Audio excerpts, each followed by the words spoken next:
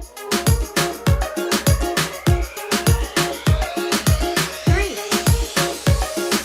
two, one.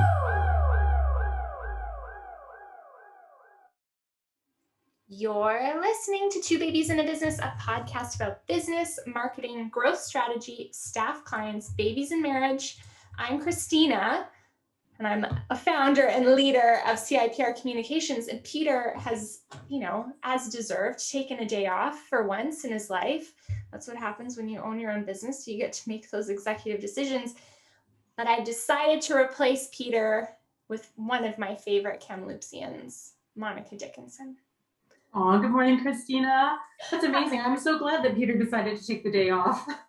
It's true. I feel like he knew we would have taken over the conversation anyways. So that is a true story. So Monica, he was ahead of the curve on this one. It's true. I think he saw the meeting request and just went, okay, I'll go on a hike. Yeah. Monica, I know what you do, but why don't you share you cover off so much in terms of Tourism Kamloops. So why don't you, instead of just like Jill of all trades, what's your role? Actually, I think that's the favorite part of what I do is that I get to touch, almost every corner of our organization. And it makes me appreciate all the things that we dig into and get to do on behalf of our stakeholders and our industry partners and whatever else. But formally, my title says I'm Director of Industry Relations and Communications. So my day-to-day is mostly filled with interacting with our stakeholders.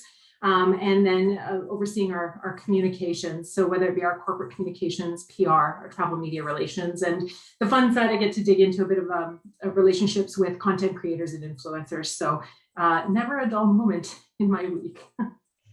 True. We work together. I still can't believe this because I get to use my boys as the how many years. So they're going to be 5. And because I was super pregnant when I met all of you guys. And so they're going to be 5. You've helped me raise my children to 5 years old. It's been an incredible journey, Christina. It's so funny you bring up the image of you being pregnant. And I still recall that hot August afternoon as you're lined up at RibFest and you turn around and you could hardly tell you were pregnant from the backside.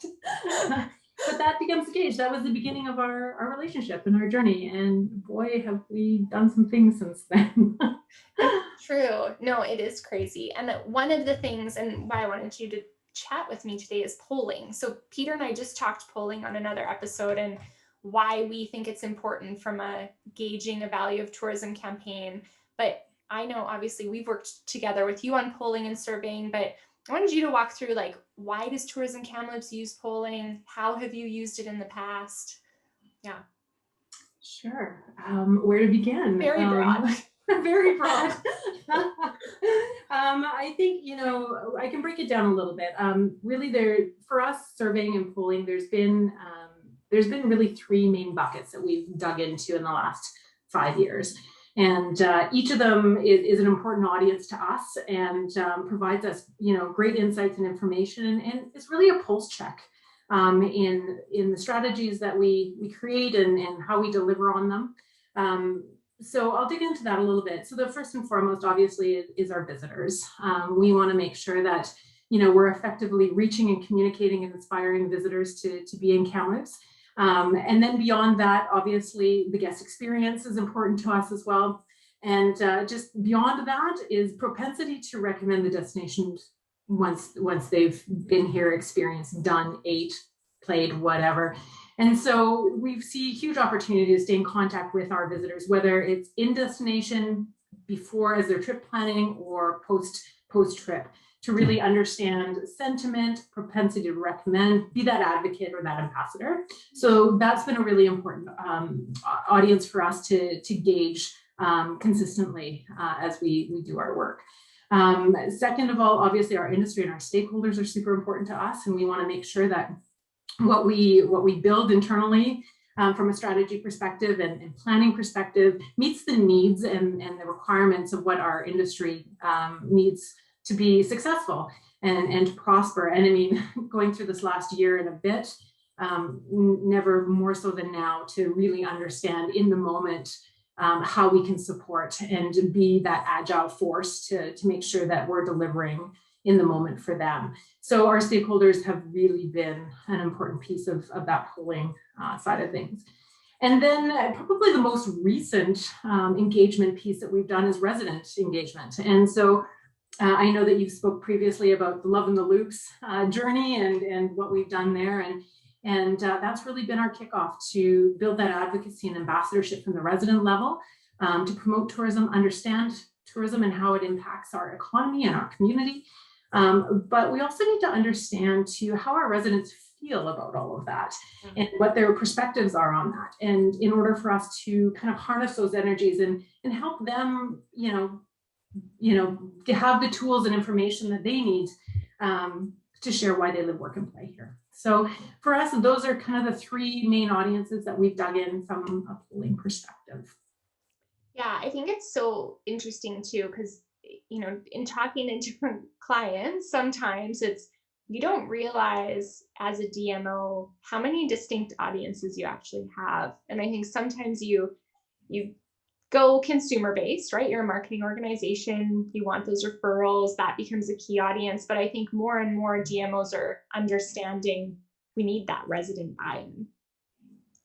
Absolutely. I mean, I think some of the most important ahas that we had in the last year was when the world locks down and our businesses, need help, who's there? And it really is our community and our residents. And so our ability to communicate and understand those both sides in those moments were super important. And it allows us to really think of creative ideas to communicate and to inspire and to keep momentum happening in a time where you can't rely on, the money coming in from visitorship. So there was critical points in the last year where understanding what our residents needed plus our stakeholders really was important.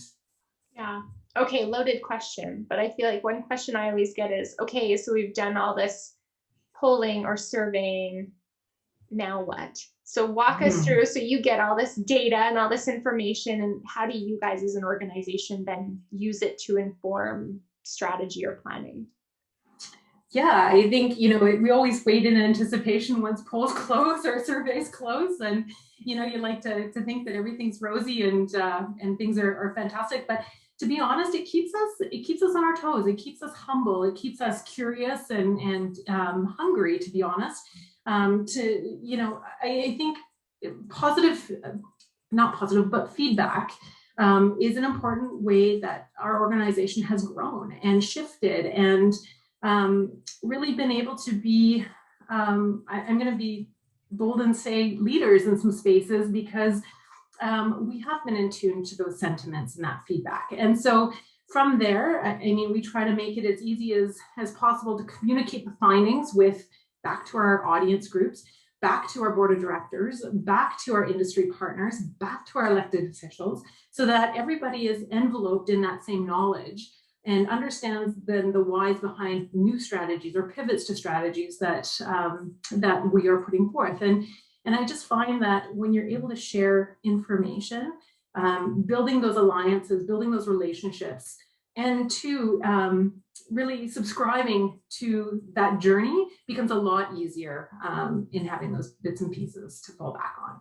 Yeah, I remember the first poll we did, and I was trying to think, I think it was 2017 or 2018, and sitting around your boardroom with the whole team and unveiling some of the results. And one of the first questions was, do you support the tourism industry, or is the tourism industry important in your city? And I remember you guys got an amazing response. It was like 90 something percent.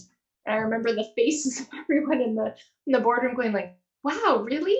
So you get also, I think we make these assumptions about our residents and our locals, whether they're the right assumptions or the wrong assumptions. But I almost feel like that gave all of us confidence to move forward as well. Yeah, absolutely. I think that, this feedback they're building blocks, right? And I think, it's what you do with that information that is most important. And I think too, our organization's done a really good job about communicating, being transparent in sort of our findings. And, if there's an opportunity to elevate the work that we do, we take it, right? And so I think it's just been, I know for myself, being in industry for so long, the implementation of polls and surveys has not only accelerated the work we've done, but it's helped us to focus. I think that sometimes in DMO world, we get caught up in being everything to everybody. And, there's stuff internally that we want to achieve, but at the end of the day, when we have the insights of those audiences most important to us, we can really drill down and be super effective in helping support our industry, our businesses, our residents, and our visitors. So I think it's been a really great part of the work that we do and very important part of the work that we do. Totally. Okay, so your advice for DMOs or tourism operators that are listening around polling, what do they need to know before they dive in?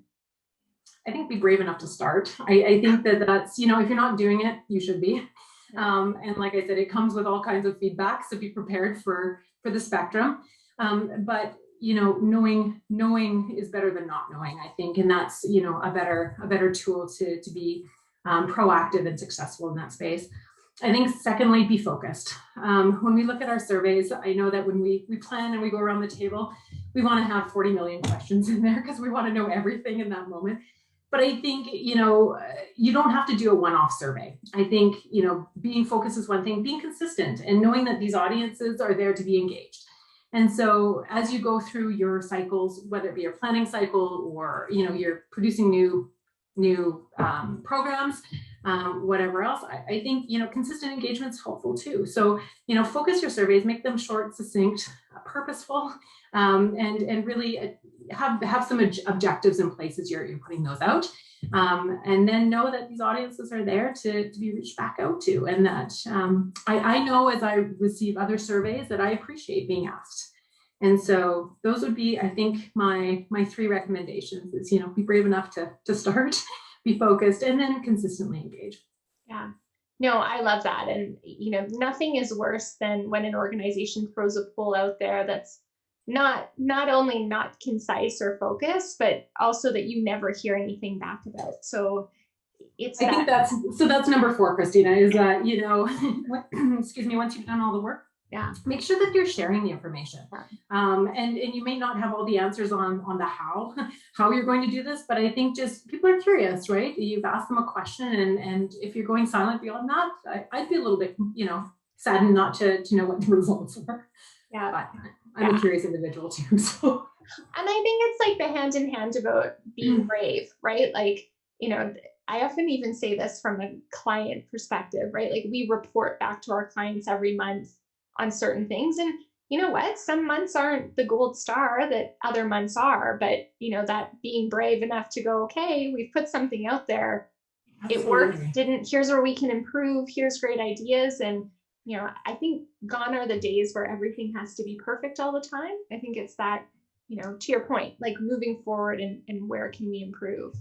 Absolutely. And I think too, our organizations, if you look at the journey of tourism, and I know that we've used this term, the Department of Fun and Frivolity over time, but it's about building credibility, right? And it's about building trust and good relationships across the board. And I think if you're able to utilize tools like polls and surveys to help conduct meaningful conversations and information sharing, you start to build that step by step. And so I encourage those listening that, it doesn't take much. It's not rocket science. It's, simple engagement. It could be 5 questions. But make sure that once you come through the survey, that reporting and transparency and communicating results is super important as well. Totally. Well, there you have it. Why polling is so important from a I'm going to maybe start adding pollster to your job description. Okay. But thank you, Monica. I feel like it's always easier to talk polling when it's an example of someone who's actually doing it. So I appreciate you joining me, just me. I'm sure Peter appreciates it too. This has been amazing. Right. Sorry, Peter. Yeah, his loss. Well, you know where to find us. Two Babies in a Business on Spreaker, Spotify, and iTunes. And you can follow along CIPR Communications. Our next episode drops soon. So follow along and you will keep learning more about the value of tourism in your community. 3,